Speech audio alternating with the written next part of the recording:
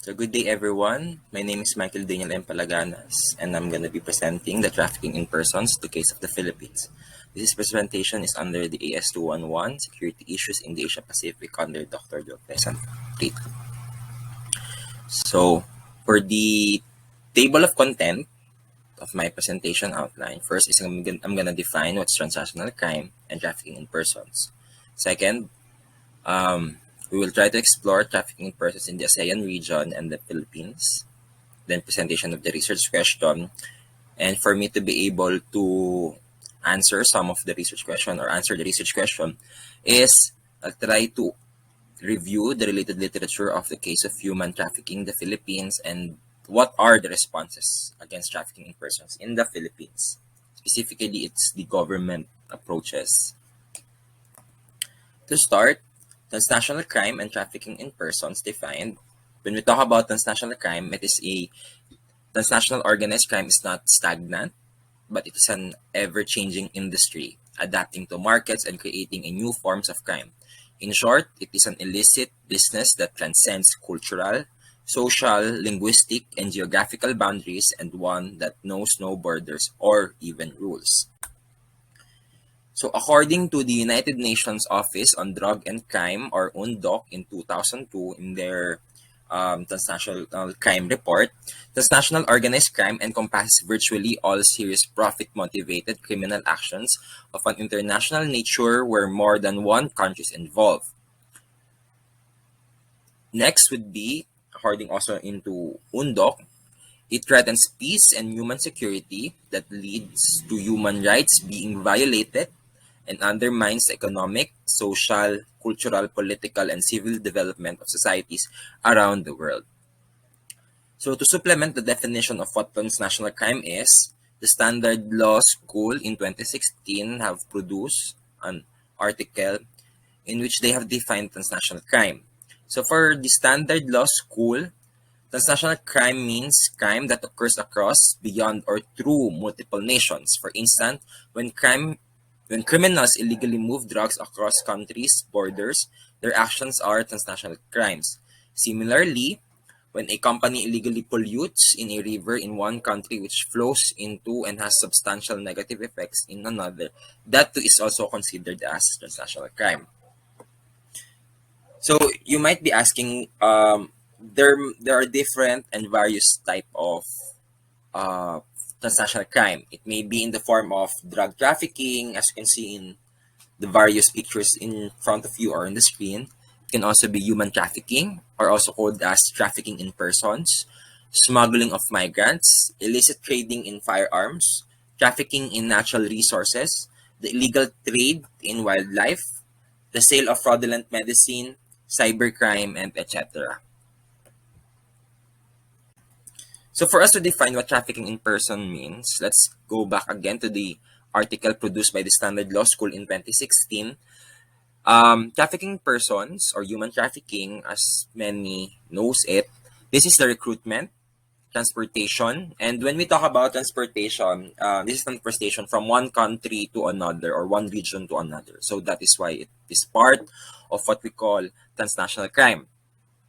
So also, it also means transfer or harboring of people by force or deception for the purpose of exploitation.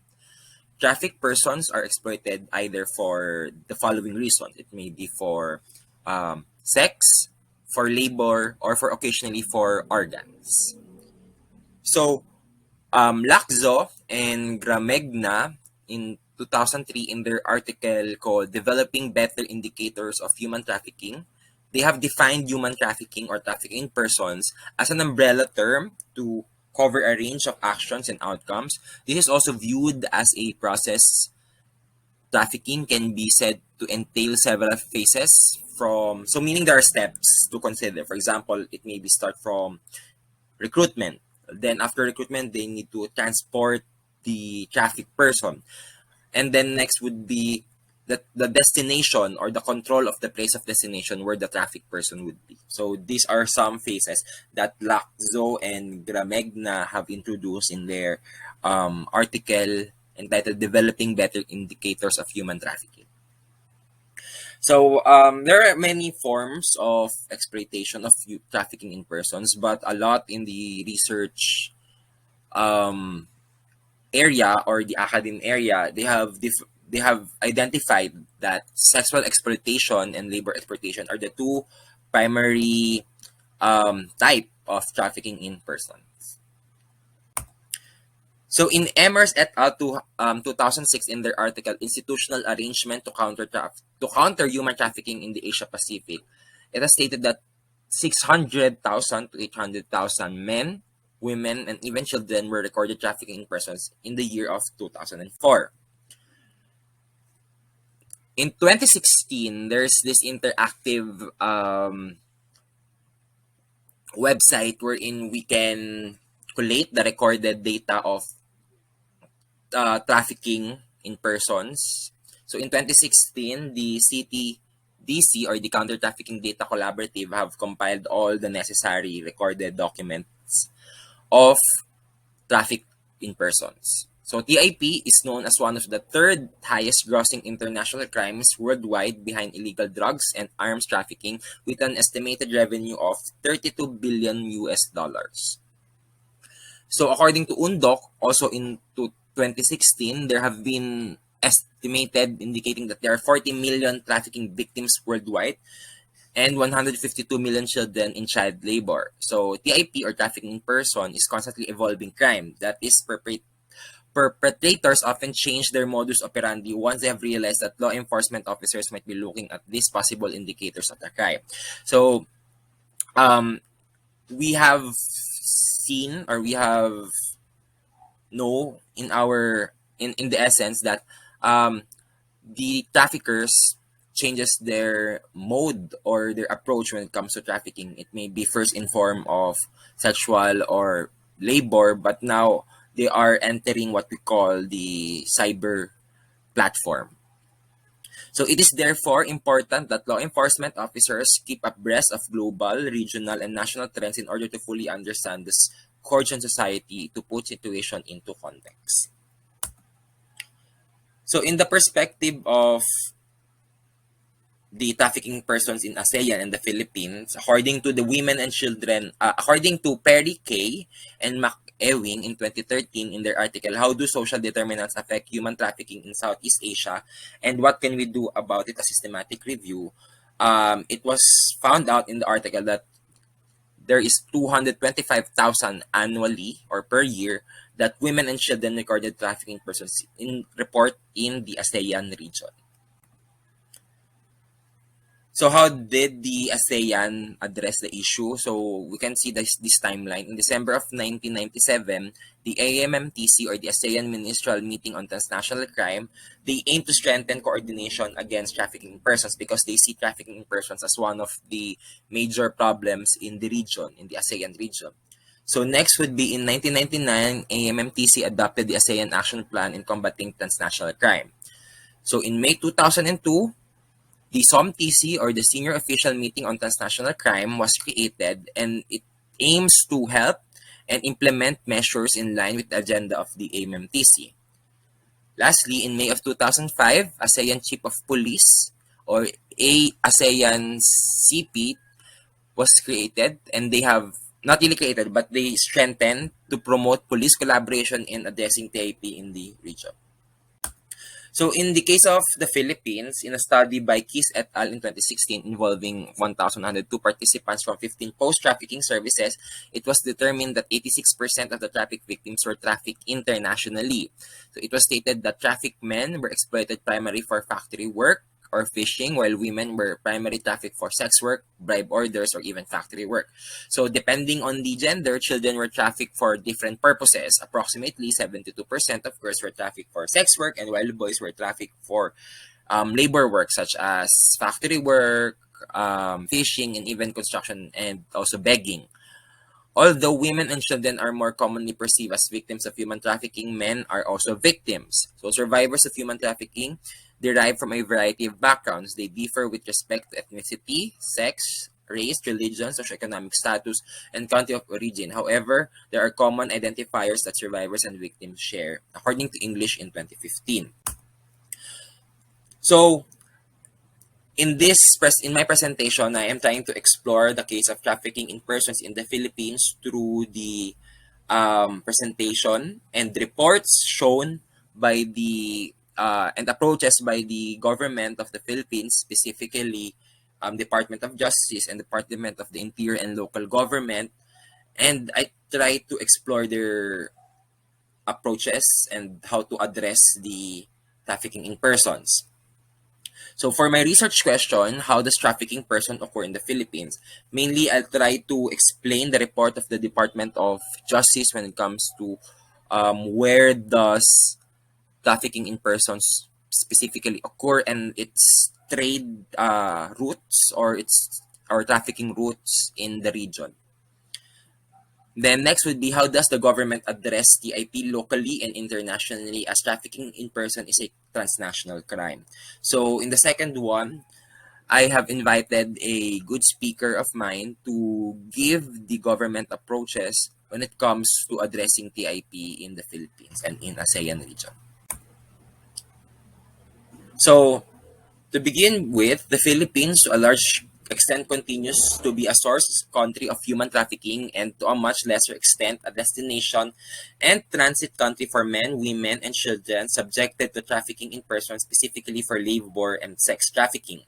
So the destination in the Philippines is a country for a small number of women who are trafficked from China, Indonesia, South Korea, Japan, and Russia for sexual exploitation.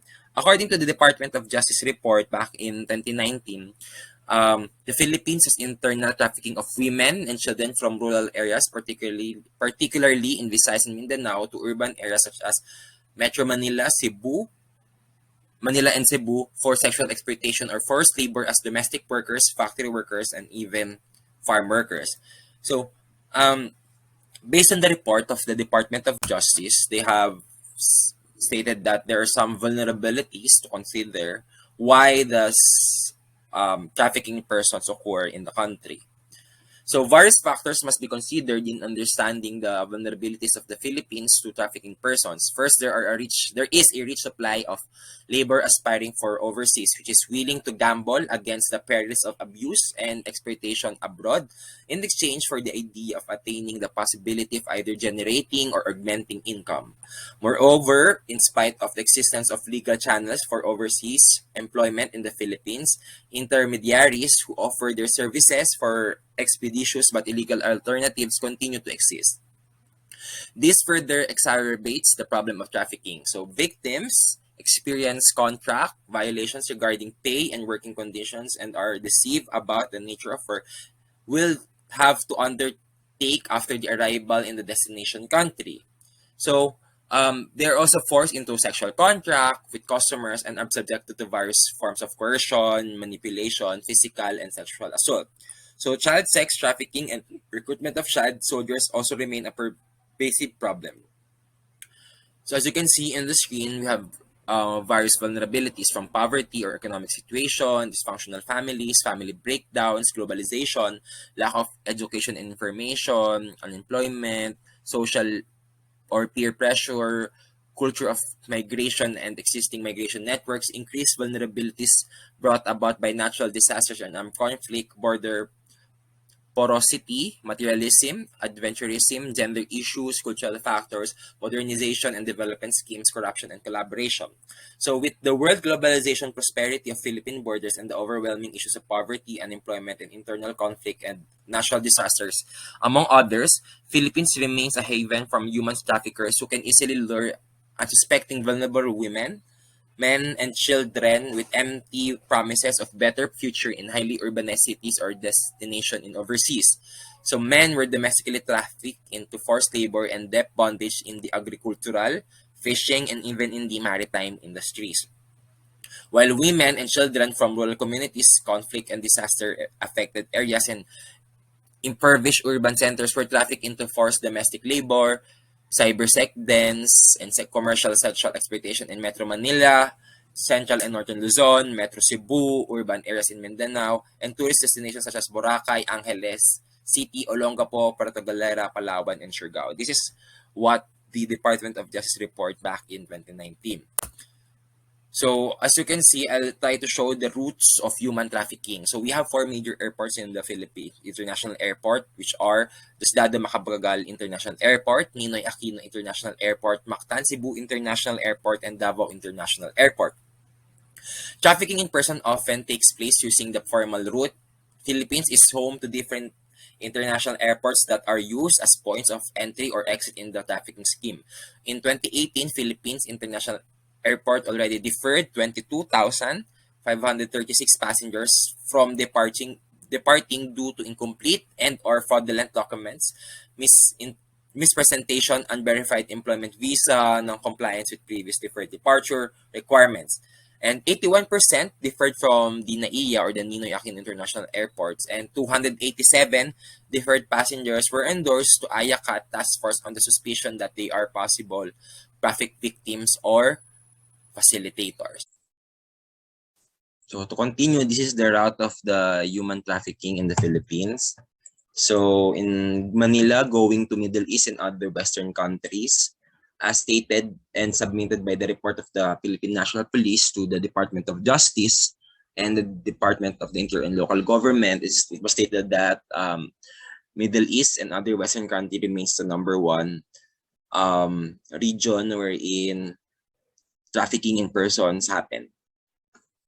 So next would be Kuala Lumpur or Malaysia, then or Singapore, or it might be a direct flight going to Middle East or other Western countries, or they need to do stopover in Malaysia or Singapore going to Middle East and other Western countries. Next, next country would be Hong Kong, going to China, or Hong Kong going to Middle East, and Manila going to Sabah, Malaysia. Then going to Middle East, or Manila going to Bangkok and Thailand, then going to Middle East. So as you can see, the routes of human trafficking might be in the direct country involved, or they need to do a stopover in a certain country or region before going to the final destination.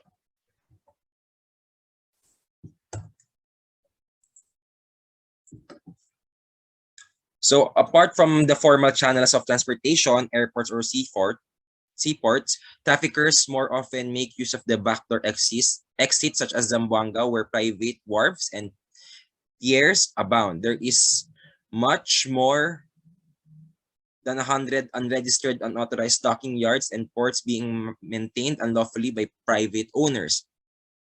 Many of these ports are used as takeoff points in approaching the last leg of their journey, which could be in any of the three islands provinces of Basilan, Sulu, Tawi-Tawi, or as we call them, Basulta. The three islands serve as the staging points before reaching their final destination in Lahad Datu, Senemporna, or Sanakdan, all in Sabah, Malaysia.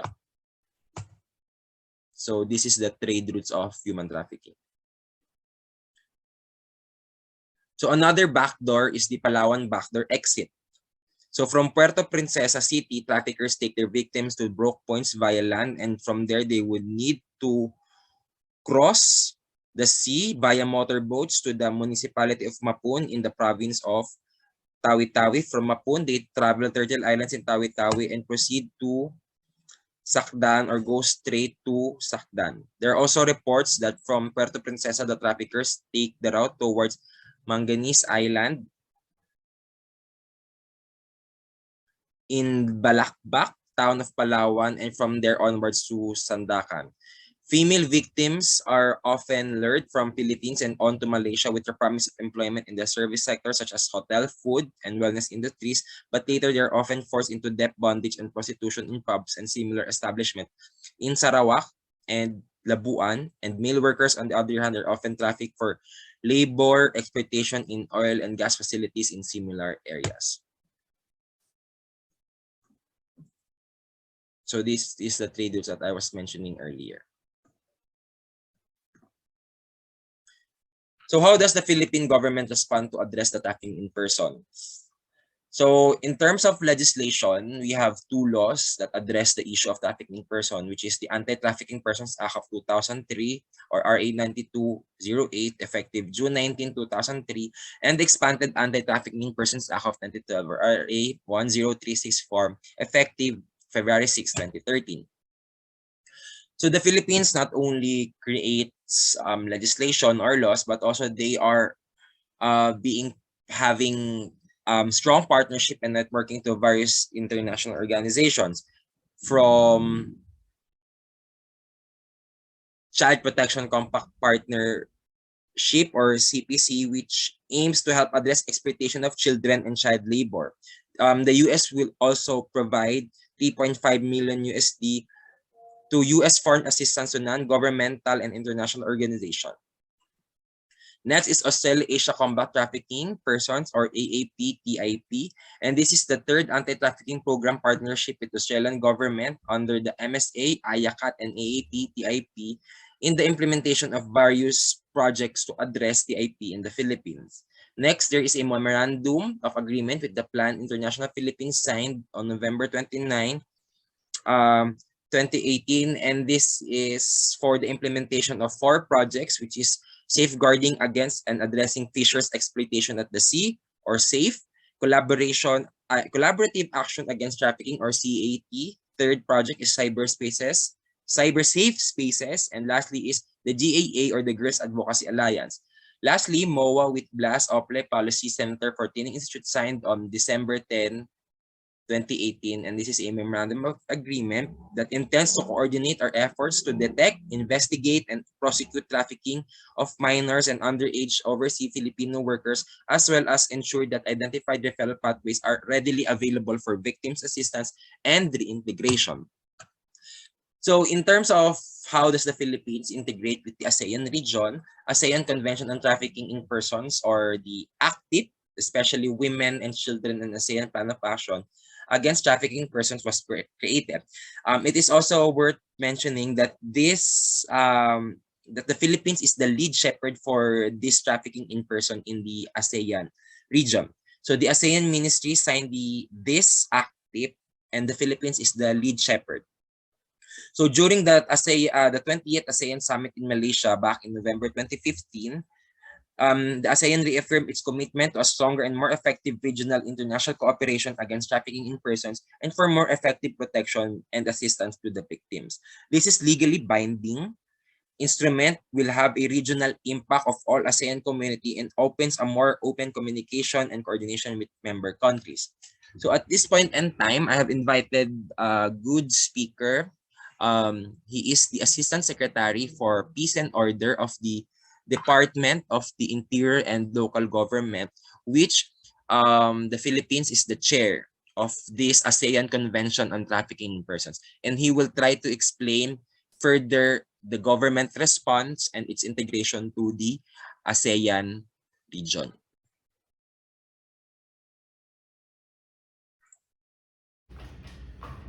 Transnational crime has been in the area of knowledge of international security studies around the globe.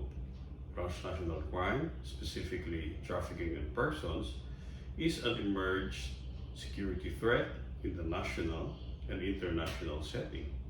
The Philippines' initiative to combat trafficking persons in the national setting have caught the attention of the ASEAN member states to establish a unified and harmonized approach in eradicating transnational crime, specifically trafficking in persons, or TIP, in the ASEAN region.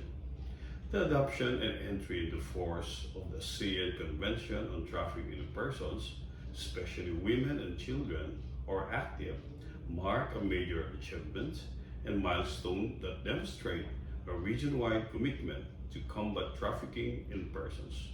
The convention provides specific action plans within ASEAN member states, domestic laws and policies, as well as relevant international obligations to effectively address major concerns such as prevention of trafficking in persons, protection of victims, law enforcement and prosecution of crimes of trafficking in persons, and regional and international cooperation and coordination. However, with globalization and technological advancement, trafficking in persons in the ASEAN region remains increasingly pervasive and more organized. Considering this factor, there is a need to further strengthen regional efforts to prevent and combat trafficking in person, including ASEAN's monitoring and reporting of TIP, among others.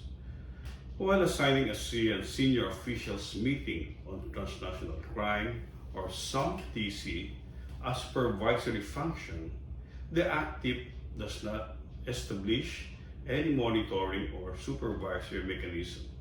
Rather, Article 24 of the ACTIP assigns SOMTC responsibility for promoting, monitoring, reviewing, and reporting periodically to the ASEAN Ministerial Meeting on Transnational Crime, or AMNTC, on the effective implementation of the Convention.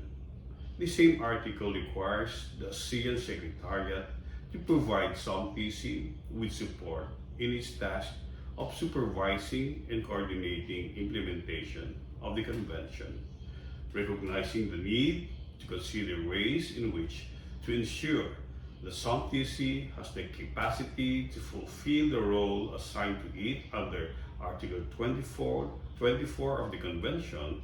SOMTC Philippines proposed during the 14th SOMTC Working Group on TIP held this 23 May 2017 in Vientiane, Lao, PDR, the establishment of a focal point system of national active representatives. Initially, the concept behind the establishment of a national active representatives was for the Asian member states to appoint individual experts that will, number one, collate information on progress in implementing the provisions of ACTIP.